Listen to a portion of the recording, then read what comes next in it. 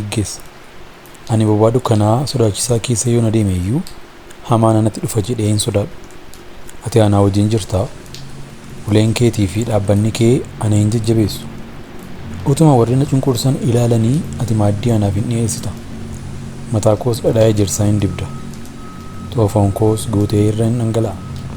Eeyyee bara jireenya koo hundumaatti gaarummaan kee fi arjummaan kee ana duukaa hin bu'u. Guyyoota kana hundumaafis mana Waaqayyoo keessa nan jiraadha. Macaafa faarfannaa boqonnaa 23. Dhiisaa gab jedhaa ani Waaqayyoo akkan ta'e beekaa.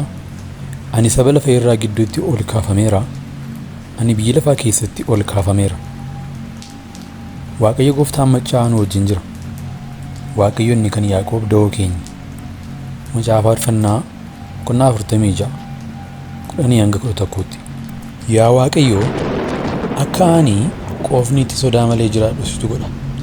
Kanaafis ani akkuma ciiseen nagaatti nan rafa. Macaafa faarfannaa boqonnaa 4:8.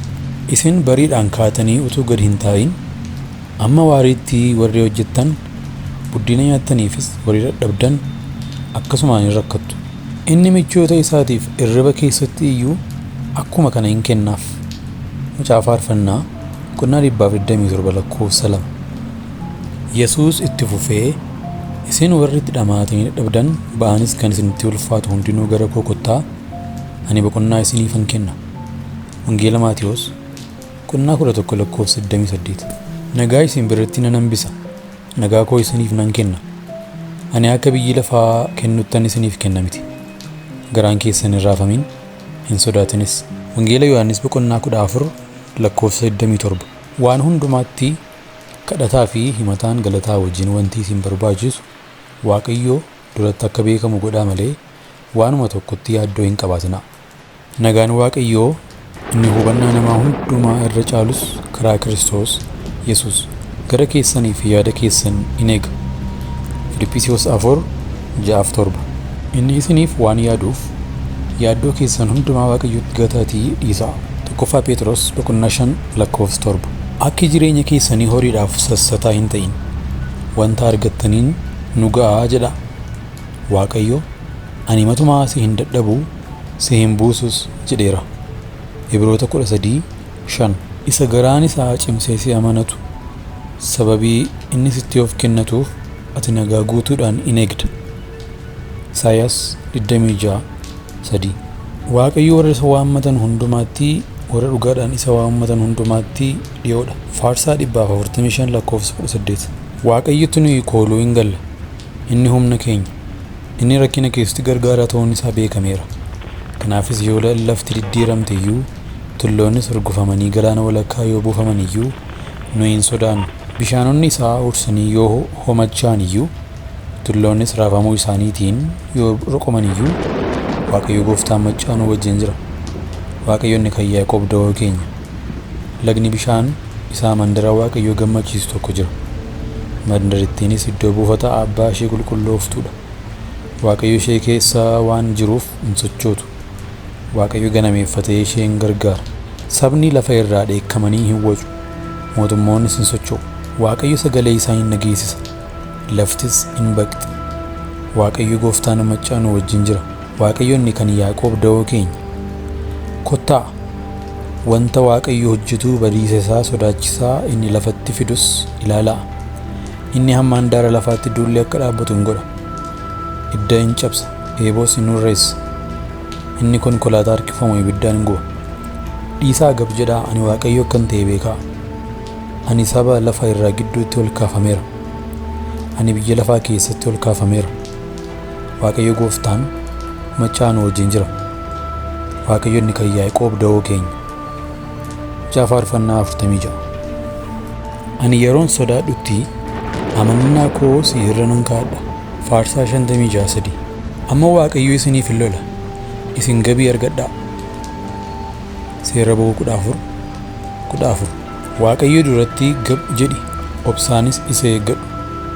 Nama karaa isaa wal qixxeeffatetti, nama wanta hamaa qoratee fiixaan baafatettis hin aarin. Faarsaa 37:7. Dubbiin kee miilla kootiif ibsaadha.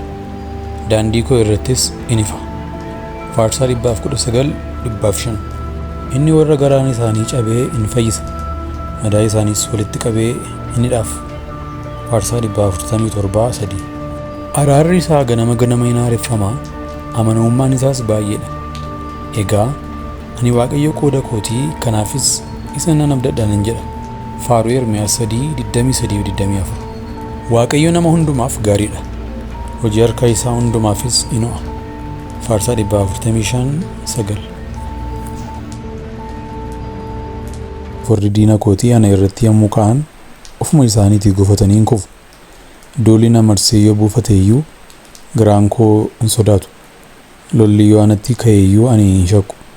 Ani Waaqayyoon waan tokkicha nan kadhadha, isas argachuun hin barbaada.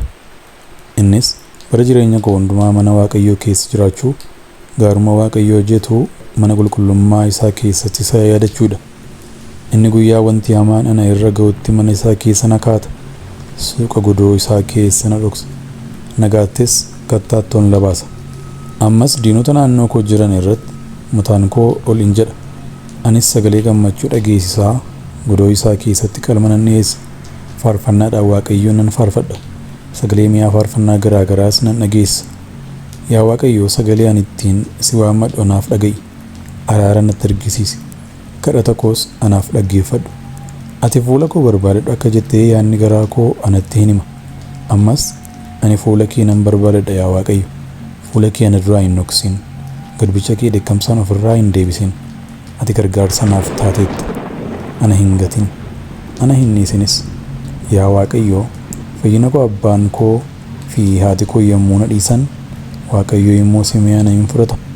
Karaa kee na barsiisi yaa Waaqayyo, sababii warri adeemsa koo caqasan jiraniif ati daandii qajeelaa irra na geggeessi. Warri sobaan dhugaa ba'an dubbiin hamaa afaan isaanii keessaa gad jijjigsaa ana irratti waan ka'aniif fedha diina kootiitti ana hin kennin. Haa ta'u iyyuu malee biyya warra jiraatoo sanatti Waaqayyoo gaarii ta'uu isaa arguuf akkan jiru nan amanadha. Waaqayyoon eeggadhu, jabaadhus, laphee jabaadhu, Waaqayyoonis eeggadhu. Macaafa faarfannaa boqonnaa 27 Inni wanta gaarii ta'e sitti himeera yaa namaa, wanta qajeelaa ta'e fudhatamee hojjechuu, gaarummaa jaallachuu gad of deebiftees Waaqayyoo kee wajjin deddeebi'uu malee gooftichi maal sirraa barbaada ree? Milkiyaas boqonnaa 6:8 Waaqayyo warra isa jaallatan karaa hundumaa gargaaree gara gaariitti isaan geessaa, isaan warra akeeka isaatiitti waamanidha. Roomaa boqonnaa 8:28 Kanaa achi gooftaatti humna isaa isa aangoo qabeessattis jabaadhaa. Haxxummaa seexanaatiin immoo mormaa. Haxxummaa seexanaatiin mormuu akka dandeessanitti mi'a lolaa isa kan Waaqayyo guutummaatti hidhadhaa. Nuyi namoota foon uffatanii wajjin wallaansoo wal qabna miti. Garuu humnoota aboo qabaniif gooftummaa qaban, warra bantii Waaqaa keessa biyya lafaa dukkana keessa jiru kana seerratan, machaa hafuurota hamminaa warra bantii Waaqaa keessa jiraatanii wajjin wallaansoo wal qabna. Kanaaf guyyaa hamaa sanatti mormatanii ittiin qabu, mi'a guutummaatti hidhattan sanaanis lolatti dhaabbachuu akka dandeessanitti mi'a lolaa isa kan Waaqayyoo fudhadhaa. Efesoon boqonnaa 6:10-13 Yaa Waaqayyoo, ani koolusitti galeeraa, ati na eegi. Hiixatamedha, ga'aan koos si harkaa hin dhufu. Funyoon safara iddoo gammachiisaa irraa anaaf bu'ee, eeyyee ani dhaala guddaa namatti tolu qaba. Waaqayyoon isa gorsa anaaf kennin hin jajadha. Halkanis immoo yaadni garaa koo isa kana na yaadachiisa. Waaqayyo yeroo hundumaa fuula koo duraa naaf jira. Inni mirga koo waan jiruufis ani hin shishu. Kanaafis garaan koo hin gammada. Lubbuun koo inni ulfina qabeessi in ililcha. Namummaan koo immoo sodaa malee hin jiraata. Ati iddoo lafa jalaatti ana hin laattu. Isa siif of kennes ijaaniyyuu qilee akka arguu hin gootu. Ati karaa jireenyaatti nama geessuu na barsiifta. Guutummaan gammachuu fuula kee dura, wanti namatti tolus immoo bara hundumaattuu mirga kee jira. Macaafa faarfannaa boqonnaa 16:1-11 Yesuus itti fufee, isin warri itti dhamaatanii dadhabdan ba'anis kan isinitti ulfaatu hundinuu gara koo kottaa. Ani boqonnaa isiniifan kenna. Waanjoo koo fuudhaatii baadhaa, ana irraas baraa. Anoo garraamiidha kanan gad of deebise. Boqonnaas lubbuu keessaniif hin argattu. Waanjoon koo nama hin dhibu. Ba'aan namni anaaf jedhee baatus salphaadha. Wangeela Maatiyos boqonnaa 11 lakkoofsa 28 hanga 30. Namni golgaa isa hundumaa gararraa jiru keessa jiraatu gaaddisa isa hundumaa danda'u jala hin buufata. Waaqayyoon ani sitti kooluu galeera, ati masaraa kootii, ati Waaqayyo koo isaanii amanadhuudhaan jedha. Waaqayyo kiyyoo namni siif kaa'e dha'icha nama balleessu irraas si oolcha. Harka isaatiin si golbooba, bobaa isaa jalatti kooluu hin galta.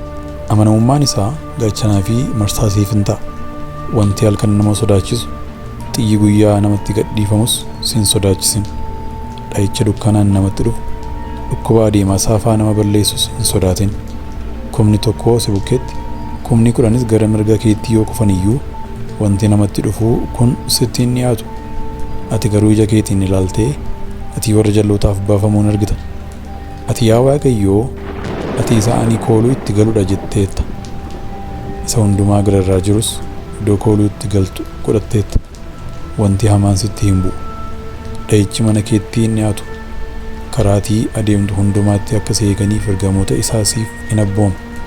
Miilli kee dhagaatti akka hin buuneef isaan harka irratti si baatu. Ati leenca marrataa irra hin waammataa, anis deebii nan kennaaf. Yeroo rakkinaatti isaa wajjin nan jiraadha hin jiru. Yommuun isaan gaafadhus kana naaf deebisu hin jiru. Kunoo isaan hundumti isaanii wayiitti hin galan, hojiin isaaniis waa'ee hin baasu. Bifni fakkeenyaa isaaniis wanta akkasumaaniitii hin jedha. Isaayaas boqonnaa 41:27 hanga 29. Nagaa isin biratti nan hambisaa, nagaa koo isiniif nan kennaa. Ani akka biyyi lafaa kennuttan isiniif kenna miti. Garaan keessan hin raafamin, hin sodaatinis. Amma nan adeema deebi'ees isin bira nan dhufa. Akkan isiniin jedhee dhageessaniittu. Utuu na jaallatu taatanii waanan gara abbaa dhaquuf hin gammaddu turtan. Abbaan na caaloo. Kunis yeroo raawwatamu akka amantaniif duraan dursee utuu inni hin ta'in kunoo isinitti himeera. Kanatti dabalee si'achi waan baay'ee isinii wajjin hin dubbadhu. Inni biyya lafaa kana seerratu dhufuutti jira. Haa ta'u malee inni ana irratti aboo hin qabu. Garuu ani abbaa jaallachuu koo akka abboommii abbaan anaaf kenneettis hojjechuu koo biyya lafaa haa beeku. Ka'aa egaa itti adeemnaa jedhe. Wangeela Yohaannis boqonnaa 14:27 hanga 31. Dubbiin kee miilla kootiif ibsaadha, daandii koo irrattis in ifa. Sagalee keessa qajeelaa eeguudhaaf nan kakadhee isattis nan jabaadha. Ani baay'ee dhiphadheera yaa Waaqayyoo, akka dubbii keetti lubbuu natti deebisi. Yaa Waaqayyoo, galata ani akka aarsaatti afaan kootiin jaalladhee siif dhiyeessu fudhachuun sitti haa tolu. Wanta qajeelaa ta'e si duratti fudhatamaas ta'e na barsiisi. Lubbuun koo yeroo hundumaa fiixee irra jirti. Haa ta'u iyyuu malee ani seera kee hin irraanfadhu. Jalloonni futtaasaa na dura kaan, ani garuu ajaja kee irraa hin jallanne. Abboommonni siif dhugaa ba'an gammachuu garaa kootii waan ta'aniif isaan barabaraan ga'aa koo ta'aniiru. Seerranni kee barabaraan bu'aa waan qabuuf hojii irraa isa oolchuudhaaf garaan koo isa duukaa jallateera. Nama yaada walaallammii nan jibbe, seera kee immoo nan jaalladhe. Ati anaaf golgaa kooti, gaachana kootis. Ani dubbii kee abdiidhaan nan eeggadha. Ani abboommii Waaqayyoo koo akkan eegutti. Isin warri hamaa gootan ana irraa fagaadhaa. Ati akka abdachiiftetti qabii na ooshi. Lubbuunis anatti hin deebiti. Abdii koo dhabee akkan yeella'u hin godhin. Akkan oolutti ati na qabi. Ani yeroo hundumaa ija gammachuutiin seerrata kee nan ilaala. Ati warra seerrata kee irraa jallatan hundumaa hin tuffatta. Isaaniin sobuu hin goyyomsus. Jalloota lafaa irraa hundumaa ati akka udaan sibiilaatti hin gatte. Kanaafis ani abboommii siif dhugaa ba'uu nan jaalladhe. Nanaasisuu kee irraa kan ka'e namummaan koo hirrifata. Firdii kees nan sodaadha. Ani wanta dhugaa wanta qajeelaas hojjedheera. Ati immoo warra na cunqursanitti ana hin dhiisin. Garbichi kee wanta gaarii akka argatuuf amansiisa kenniif. Namoonni gadhiisatti jiraatan ana hin cunqursin. Iji koo fayyisuu kee wanta ati qajeelummaa keetiin abdachiiftes utuma eeggatuu hin dadhabe. Akka gaarummaa keetiitti garbicha kee qabaa gaariidhaan qabi. Seerrata kees na barsiisi.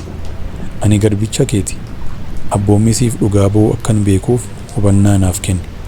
Namoonni seera kee cabsaniiru waa gochuun iyyoowwan akka yaa Waaqayyo. Ani garuu abboommii kee warqee baqfame qullaa'e irra caalaa nan jaalladha. Kanaafis ajajji kee hundinuu qajeelaa ta'uu isaa ani nan fudhadha. Karaa sobaa hundumaas nan jibba. Abboommiin siif dhugaa ba'uu dinqisiisaadha. Kanaafis ani lubbuudhumaan isa nan eeggadha. Saaqamuun dubbii keetii ifa hin kenna. Wallaalota iyyuu in hubachiisa. Ani abboommii kee waan hin yaaduuf afaan ilmaan ija koo keessa baay'isee hin lola'a. Yaa Waaqayyoo, ati qajeelaadha. Firdiin ati kennitus hin jallatu. Ati qajeelummaadhaan amanamummaa guutuudhaanis abboommii siif dhugaa ba'uu baafteetta. Amajaajiiwwan koo dubbii kee waan irraanfataniif hinaafuun koo badduu na baase. Dubbiin kee dhugaa ta'uun isaa baay'ee amansiisaadha. Garbichi kees isa hin jaallata. Ani nama xinnaadha, tuffatamaadhas. Ajaja kee garuu hin irraanfadhu. Qajeelummaan kee qajeelummaa bara baraati. Seerri kees dhugaadha. Rakkinnii fi dhiphinni na argatan. Abboommiin kee garuu garaa na ciibsa. Abboommiin siif dhugaa ba'uu bara baraan qajeelaadha. Ati hubannaa naaf kenni. Lubbuunis anatti hin deebiti. Ani garaa guutuudhaan nan waammadha. Ati yaa na jalaa awwaadhu. Yaa Waaqayyo, ani seerrata kee nan eeggadha. Ani si waammadhaa, ati na oolchi. Ani immoo abboommii siif dhugaa ba'uu nan eega. Otoo lafti hin bariin fee gargaarsaaf gara keetti nan iyyadha. Ani dubbii kee abdiidhaan nan eeggadha. Wanta ati jette irra deddeebi'ee itti yaaduudhaaf yeroon itti dammaqa halkaniif ka'an otoo hin ka'in hirribni ija koo irraa bade. Akka gaarummaa keetti sagalee koo dhaga'ii. Yaa Waaqayyoo, araara keetiin lubbuu anatti deebisi. Warri akeeka hamaa baafatanii na ari'atan anatti dhiyaataniiru. Isaan seera keetti immoo fagaataniiru. Ati garuu dhiyoodha. Yaa Waaqayyoo, abboommonni kee hundinuus dhugaadha. Isaan bara baraan akka jiraataniif dhaabuu kee ani duraan dursee seera siif dhugaa ba'u sanaan beekeera. Ani seera kee hin irraanfanne. Ati dhiphina koo ilaalii na oolchi. Dubbii koo anaaf falmi. Na furis. Akka abdii keetiitti ani lubbuu anatti deebisi. Akka abdii keetiitti ati lubbuu anatti deebisi. Jalloonni seerrata kee waan hin barbaanneef fayyinni isaan irraa fagoodha. Fayyinni isaan irraa fagoodha. Ho'i kee guddaadha. Yaa Waaqayyo, araara keetiin lubbuu anatti deebisi. Warri na ari'atan, warri diina anatti ta'anis baay'eedha. Ani garuu wanta seerri kee dhugaa ba'u irraa hin jallanne. Warra garagalan arguun ana hin jibbisiise. Isaan wanta ati gammada. Soba nan jibba, nan ciigga. Seera kee gasus hin jiru. Fayyisuu kee abdiidhaan nan eeggadha. Yaa Waaqayyo, abboommii kee nan raawwadha. Ani abboommii siif dhugaa ba'u lubbuudhumaaf nan eeggadha. Baay'isees isaan nan jaalladha. Karaan koo hundinuu si dura waan jiruuf ajaja kee wanta seerri kee siif dhugaa ba'us nan eega. Iyyati koo si biraa anaaf haa ga'u. Yaa Waaqayyo, akka dubbii keetti hubannaa naaf kenni. Himati koo si biraa haa dhufu. Himati koo si biraa naaf haa dhufu. Akka abdachiiftetti na oolchi. Ati seerrata kee waan na barsiiftuuf afaan koo jajata gad jijjigsa. Abboommiin kee hundinuus qajeelaa waan ta'eef arraba kootiin waa'ee dubbii kee nan faarfadha. Harki kee na gargaaruudhaaf qophaa'aa haa ta'u. Anoo ajaja kee fudhadheera. Yaa Waaqayyoo, gargaarsa kee isa fayyisuu hawwaan nan eeggadha. Seerri kee immoo garaa na ciibsa. Lubbuun koo akka jiraattu godhi. Isheenis si ajajattu. Wanti qajeelaa ta'ee si duratti fudhatames ana haa gargaaru. Ani akka walaa badee karaa irraa nan kaadhe. Abboommii kee garuu hin irraanfanne. Kanaafis ati garbicha kee barbaadi. Macaafa faarfannaa 119. Yaa Waaqayyoo, ganama sagaleen koo si biratti hin dhaga'ama. Ganama ofii koo siif nan qopheessaa. Gara keessa nan ilaala. Macaafa faarfannaa 5:3. Araarri isaas ganama hin haareffama. amanamummaan isaas baay'eedha. Egaa ani Waaqayyo qooda kooti kanaafis isa nan abdadhaa nan jedha. Faaruu Ermiyaas boqonnaa 3:23-24.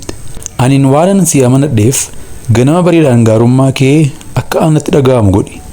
Lubbuun koo ol gara kee waan yaadduufis karaa irraa deemuun anaaf ta'uu ana beeksisi. Macaafa faarfannaa 443:8. Ganama barii amma illee utuu hin ifin ka'ee gad ba'ee gara iddoo namni hin jirree dhaqee achitti Waaqayyoon hin kadhate. Maarqos boqonnaa 1:35. Bara keenya guutuu gammannee akka ililchinutti ati ganama gaarummaa keetiin nu quufsi. Faarfannaa 90:14. Ani warra dadhabanitti dubbadhee akkan isaan jajjabeessuuf Waaqayyo gooftaan dubbii barbaachisu dubbachuu na barsiise.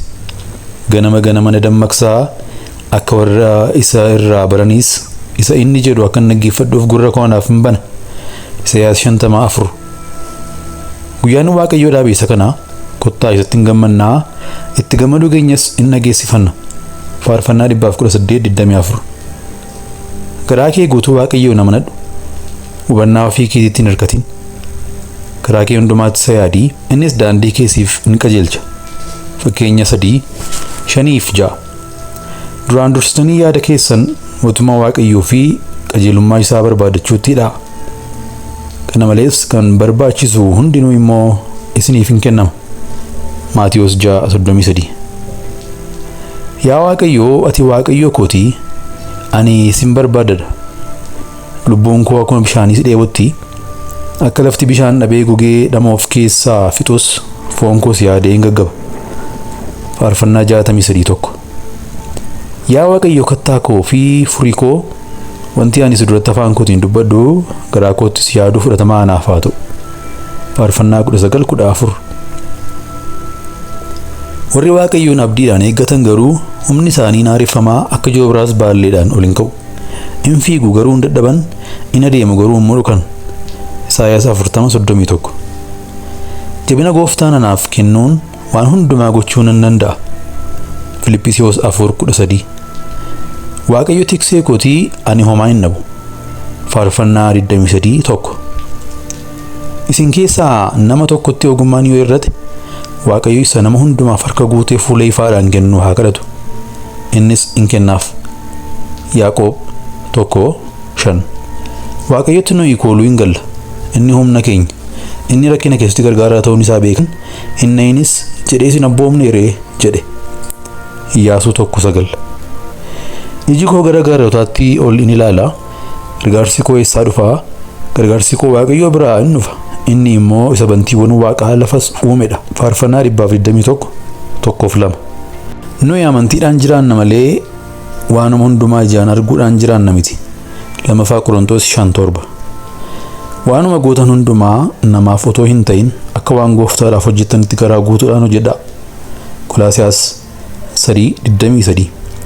Gaarummaan Waaqayyoo attam akka ta'e isin mi'eeffadhaa ilaalaa. Namni isatti kooluu galee haa gammadu. Faarfannaa 34. Karaa kee Waaqayyotti kennadhu, isa amanadhu, inni siif in raawwata. Faarfannaa 37:5. Amantiin waan abdatan dhuguma hin ta'a jedhanii fudhachuudha.